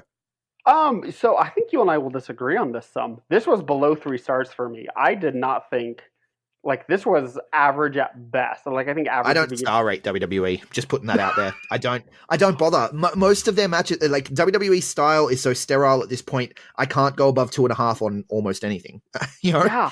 Oh my God. Let's talk about their style. They are on at least 80%, and I'd go closer to 90% of their matches. They are so rigid on just that strict 3-act structure for their matches. And it's infuriating. It makes everything feel bland. It makes everything feel fake. I check out for the heat segment in every single WWE match because of that, and I just can't I'm pay checking attention. Twitter. Yeah. Oh, I'm on my phone the entire heat segment. I can't fucking take it. If I because you can tell from the cues of the commentary and the little because you're still watching but you're doing other things, right? And you can tell when it's about to heat up. You check out for that middle portion. The WWE style has become so sterile. It's so samey. Yep. I think that's why the Aleister Black and Cesaro match was so good, because it didn't feel like every other match. Yeah, you're absolutely right. Because even though they were still under that 3-act structure, they certainly followed those rules, those two guys were smart enough to work within the structure that they're having imposed on them and still make things feel unique. Because Aleister Black continually going back to the left knee of Cesaro over and over and over again, that's not a WWE thing. So that made it feel so fresh. That would have fit in, the G1. Yeah, absolutely. It absolutely would have. So that was really smart of those guys to figure out a way to have a fresh feeling match while still technically in the WWE structure. So anyway, we're past that match. So AJ Ricochet. So the work was fine, obviously. I don't think these two guys were gonna have a match where the work sucked. But I felt again, the heat segment was boring. That kind of goes without saying in WWE matches. But I felt like Ricochet was just selling for so much of this match. And it's we'll get this baby face over through sympathy. And it's motherfucker, yeah, it's Ricochet. And it bums you out.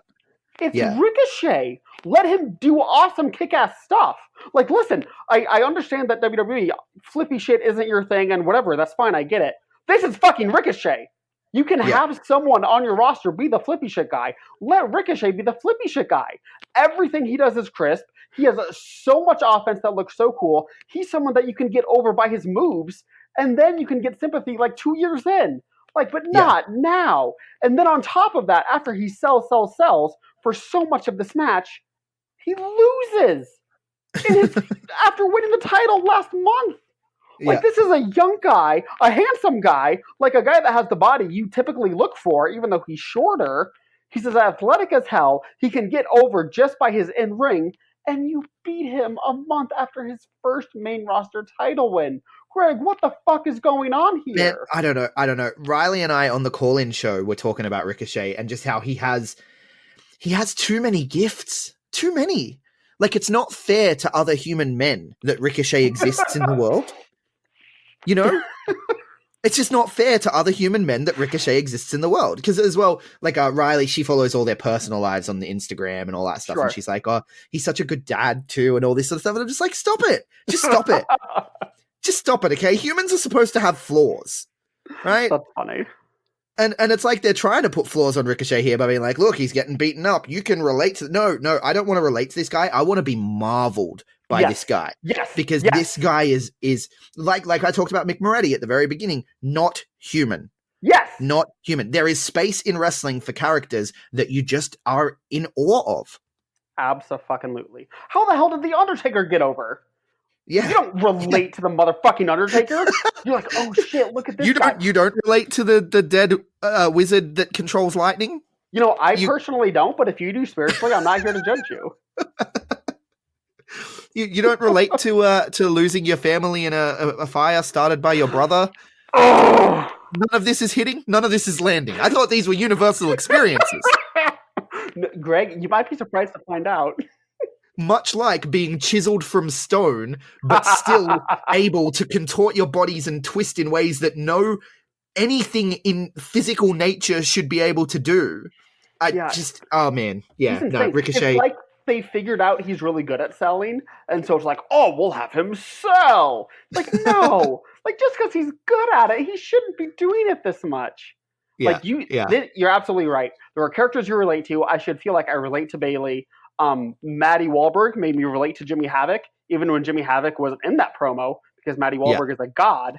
But Ricochet is someone that you go, oh shit, did you see that? And that's how this motherfucker gives over. A couple years down the road, you can do an angle that's a little more sympathetic, that's a little more human, and that's when you do it because people already like him, and once they like him, it's easier to feel for him. But they're going for the sympathy way too early. Yeah, if he is that marvelous character, if he is the awe-inspiring character, and then you take away his knees. Yes, and Greg, this happened in motherfucking New Japan, and it was awesome. It was fucking awesome. He's in this tag match. He's teaming with, God, I feel like an idiot. I think he was teaming with Taguchi. And, like, the opposing team goes after his knee. You know, when it's Ricochet, everything he does is off his legs. He's jumping and doing all this crazy shit. And all of a sudden, he's working this match on one knee. And it's so great because you already feel with Ricochet because you know what he can do. And they took that away. So you're like, oh, man, what's he going to do? And he outsmarts these motherfucking bastards. And he gets the win anyway. And it's awesome. Yeah.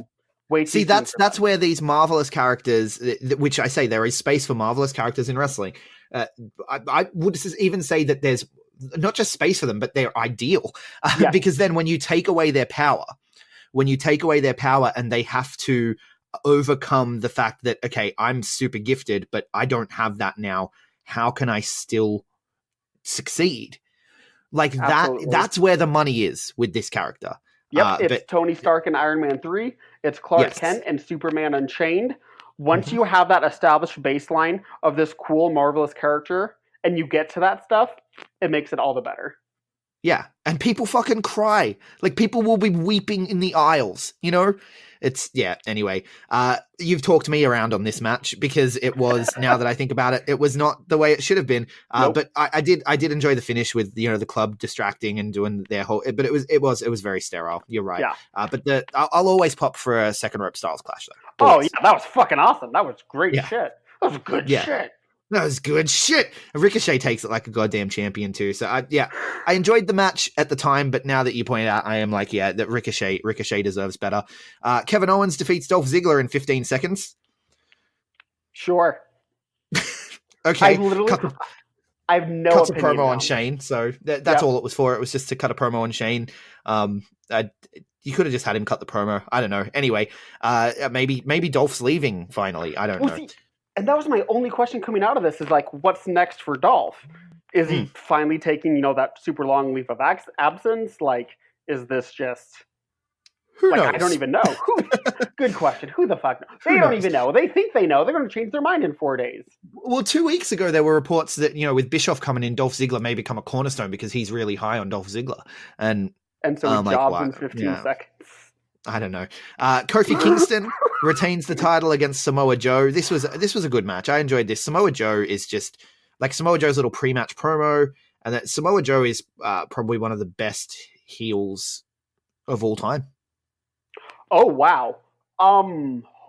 I can't even agree or disagree on that statement. I'd have to think long and hard about that. His intensity. I believe he is going to go out there and murder someone on any given night. He is never not a contender, Samoa Joe. Right. And he doesn't even have to cut a promo. He just has to look at the camera and I'm like, I believe this man's going to hurt someone. Yeah. And you're right. He's absolutely terrific at that. All-time statements are very difficult, though, because pro wrestling is 160 years old, and it's been on, 6 continents for most of that time. Well, when I think of great heels, though, I mean it's the believability, right? And I put Samoa Joe up there with Roddy Piper. Oh, you and I feel differently about Roddy Piper. That's one of my hot takes. I'm not a Roddy Piper fan. Wow. Yeah, I don't say that a lot, Craig. I'm sure you can know why. That's not an opinion I share a lot. No, keep that one to yourself, Lance. Yeah, I didn't say that. We'll never talk about that. But it's like, Ed Strangler Lewis in the Midwest in the 20s, like that was as believable as shit, and they hated his guts. You got to think about Dick the Bruiser before he turned face later in his career. Like, he was believable. Like, he had tons of heat. So all times, just like a really, really big statement. If you want to go last 15 years, I'd say hell yeah. Honestly, even last like 25 years, I'd say hell yeah. So so let's go with that. But yeah. So since the death of the Territory, he's one of the best heels. Oh yeah, sure. Let's go with that. Because that's kind of how I define the modern era. Do you think that's fair? I see like 83 on is the modern era. Do you think that's a fair assessment? Yeah. Well, you got to understand too, as an Australian who, in my age bracket, I didn't get into the tape trading or anything. So the Territory era is something that I've missed. That's why I do go back and watch Smoky Mountain and stuff on the network, and that's all new to me. So yeah, that's why I miss that stuff. So when I say all time, I probably am just talking modern era, really, to be honest with you. Okay, after Death of the Territories. Yeah. I need to keep that in mind. I need to not, press my American experiences onto you. I'm sorry. So I thought this match was fine. Like, obviously the work was fine. The psychology was fine. You know what I fucking loved was when he had Kofi in the Coquina Clutch, and Kofi starts walking up the ropes to do that WrestleMania 8 Roddy Piper Bret Hart finish.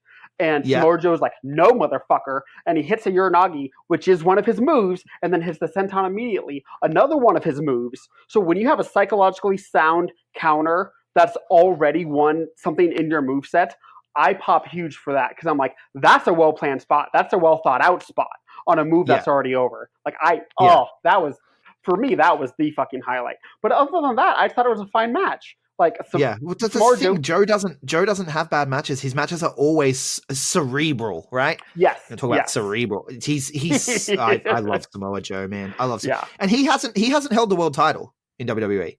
No, I don't know that he should. I think he has aged out of his ability to have excellent matches in the ring. His promo ability is obviously one of the best in the world right now. And WWE, like, he might get it, and he might be good for WWE because of how little they regard in-ring quality.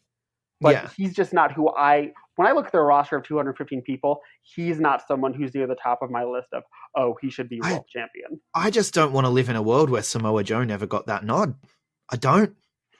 He got it in Ring of Honor. I'm okay with it. All right. Becky Lynch and Seth Rollins defeat Baron Corbin and Lacey Evans. This was 20 minutes. Greg, I don't even need to share what I think on this match. I'm sure you know word for word what I am thinking. So you share what you think. I mean, look, it was... Okay. I'm higher on Lacey Evans than most people. Yes, I think she does good work.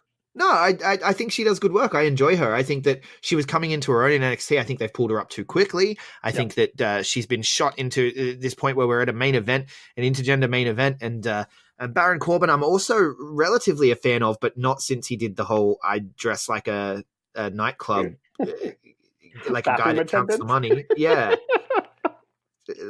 He's not even the guy that makes the money. He's just the guy that counts the money for the guy that makes the money, you know? Since then, I've sort of gone like, okay, like I thought Baron Corbin had so much potential, and I get that he's getting the heat that WWE seems to want for whatever reason, but it's not real heat. I don't know. It's so meta. I analyze it on a meta level where I'm like, well, they want the heat, they're getting the heat, and it's Baron Corbin and Lacey Evans. I don't know.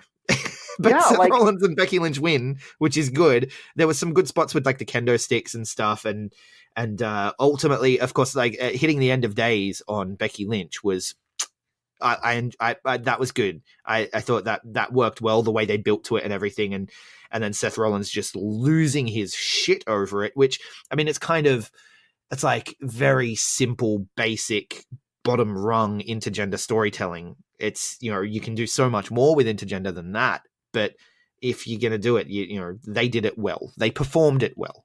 Yeah. So the psychology of that go home stretch is, I'll be nice, complicated when it comes to gender politics. Yeah, it's problematic. Thank you. Problematic. Excellent. That is the nice way to put it, everyone. But besides that, like, so firstly, I'll compliment it. Obviously, Seth and Becky should have won. I'm glad they won. Yes. Corbin and Lacey are getting heat, but it is the kind of heat that is not drawing any money. Ratings are down. Attendance is down. Network subs, shockingly, most likely down. We'll find out on July 25th when the Q2 conference call happens and they release all those reports. I cannot fucking wait for that. But by every measurable, and you can't measure merchandise for heels because that's just a different category. But like, by the ways to measure if it's good heat or not, everything's down. So I can't say they have good heat.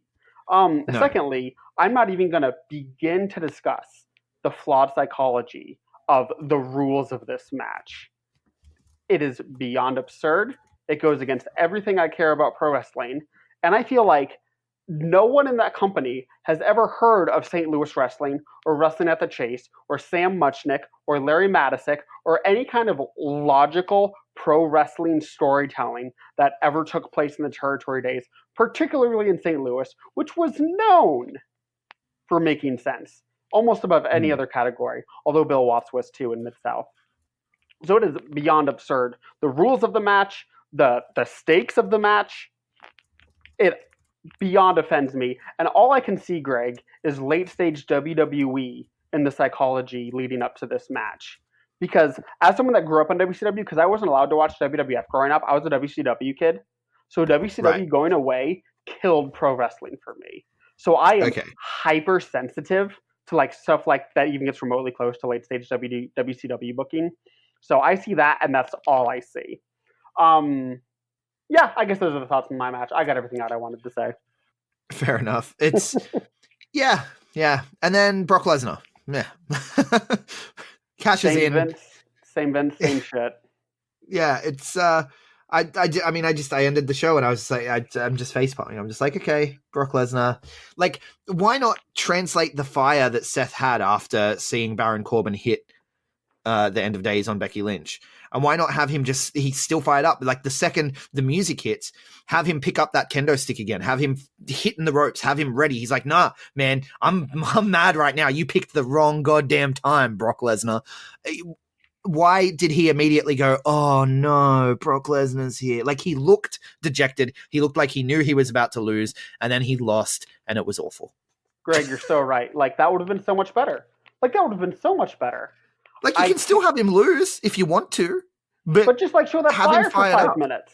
And like Lesnar can withstand it because, you know, Rollins just went through a whole match, so obviously he's worn down more. And Lesnar just has to, you know, survive 5 minutes of it. That would have been so. Like this whole situation was kind of shitty, but like that would have made it better. God damn it, Craig. Well, I mean, you want the awesome characters, right? And Brock Lesnar could be the awesome character. You can have the kendo stick and have him hitting the ropes and stuff, and Brock Lesnar comes in and he's hitting Brock Lesnar before he even gets through the ropes, but Brock Lesnar just steps through the ropes anyway and then just catches the kendo stick under his arm, tosses it to the side, and that's when Seth falls. You know? Like, you don't... Just given the moment that we just had, Seth should have been ready for this. He was on adrenaline, you know? It would have made so much more sense, Greg. And honestly, just like Lesnar having the title again. First of all, he should be an attraction guy, but not in the title picture. Like just 5 times a year, 6 times a year, whatever it is, he just has a special match that's non-title. That's just like, ooh, that looks like an interesting matchup. And like that should be his role. Because in the title picture, it just takes so much away. And on top of it, he's already been champ for so much of the last 2 years. That like, again, I'm overreacting to WCW, but it's just like Hogan getting the title again. And it's just like, it's 1999. Like, can this stop? Please? Yes, yeah. Oh, you should see me as like 6-year-old Lance just like so upset that Rey Mysterio's losing in the 3rd match on the card and Hulk Hogan's winning again in the main event. And I'm just like not understanding why, but it doesn't make me happy. Little baby smark. Yeah. Well, I was just because like I'm 6, you know, I don't know anything about psychology or storytelling or over or any of that shit. I'm just like Rey Mysterio does cool flips and Hulk Hogan doesn't. I don't understand. That's all I understood at 6. This makes no sense. Yeah. So AEW, WWE main shows, we haven't watched Evolve, so we can't say how the counter programming actually went. But in terms of the weekend's main show, AEW Fight for the Fallen, WWE, Extreme Rules. Who wins? Clearly AEW, right? Yes. If we're comparing these two shows, absolutely. As wrestling shows, as far as pushing stories forward, the action in the ring felt less sterile in AEW than it does in WWE. Although, other than Shima Kenny Omega, that Aleister Black Cesaro match may be my favorite match of the weekend. Oh man, not counting G1. Yeah, no, no, just talking of these two shows, America. Yeah. Oh yeah. Oh, of just these two shows. Oh man. Shit, is that my favorite match of these two shows? Oh no. No, I think I did like Kenny Omega and Shima more than this. And if as I said, excluding that, excluding that. So WWE is not a lost cause, is what I'm saying. I'm trying to put a nugget of hope in there somewhere. If you put hope where there is none, you are lying. So, as long as Vince is in control of WWE, it will not reach its full potential. Yeah, it's a sad state of affairs. But that's the weekend in wrestling. I've had fun. I'm tired. I'm going to go nap now. Where can people find you, my good man? People can find me at WrestlingLands1, the number 1, on Twitter, and that is the only social media I have. I am at Greg Unchained on Twitter, at the Greg Unchained on Instagram. We collectively are the B Plus Wrestle on Twitter because wrestling wouldn't fit. The B Plus Wrestling everywhere else. Like, share, subscribe, 5-star review if you like what we do. And thank you so much for listening.